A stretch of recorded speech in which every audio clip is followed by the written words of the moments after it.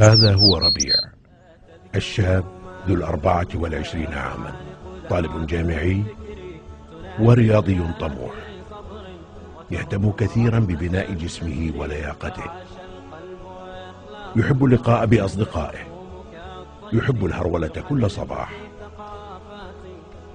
وبطبيعة الحال يحب نفسه.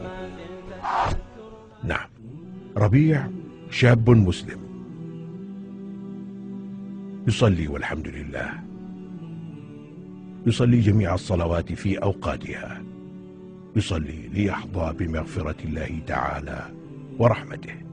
ربيع يفعل ذلك لأنه ليس شخصا كاملا. مثل الكثير من المسلمين، ربيع لديه أخطاء.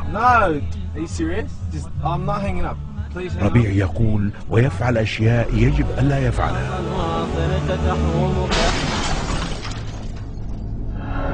كل نفس ذائقة الموت. سأفتقد ربيع بلا شك. لقد ذهب قبل قليل، لم يكن هذا متوقعا. أقصد أن الموت لم يقدم له بمقدمات أو أي شيء من هذا القبيل، لكن أظن أن هذه هي الحياة. هي هكذا دائما تأتي ثم تنتهي بسرعة. هل كل شيء سينتهي تماما حين يموت الإنسان؟ اليوم سنذهب برحلة إلى الدار الآخرة. يقال أنت تعيش حياة واحدة، وفي الحقيقة ليست هذه هي قضيتنا. كل شيء كنا نظنه انتهى لم ينتهي بعد. كل شيء فعله ربيع سيحدد مصيره في الآخرة. ربيع يعرف ذلك، ولكنه يتمنى أن لو استطاع أن يعود خطوات للوراء. ربيع يريد أن يغير بعض الأشياء.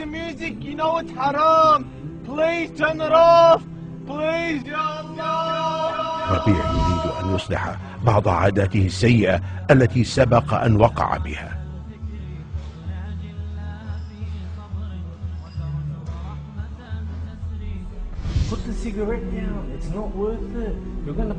ربيع يعلم أنه سيحاسب حول ما فعل ببدنه.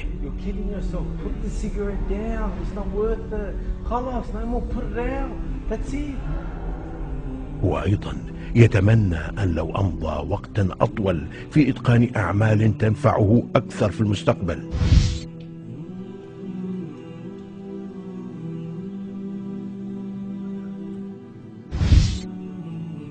هو يتمنى أيضا لو أمضى وقتا أطول في الصلاة والدعاء.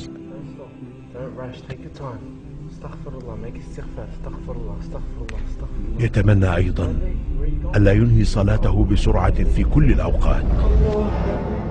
وبطبيعة الحال ربيع يتمنى لو كان أقوى في الانتصار على نزواته وشهواته. Please, just shut up! Dad, please, look, I'd say that! Don't worry about her pride! Don't meet up! You're gonna die! No. Stop being stupid! Don't listen, don't get to you! Look, your parents are gone. Just shut up! I can't believe you're saying that! I'm gonna take care about you and I love you. Please, shut up! What do you mean married? Don't Don't even worry about marriage. ربيع يتمنى أنه لم ينهي حياته مصرا على المعاصي. وعندما مات أدرك أنه سيقابل الله تعالى. كل المحادثات التي أجراها، كل السجائر التي تناولها، كل الصلوات التي استعجل بها، كل الأوقات التي صرفها في الاستماع للموسيقى، كلها ستكون مكشوفة.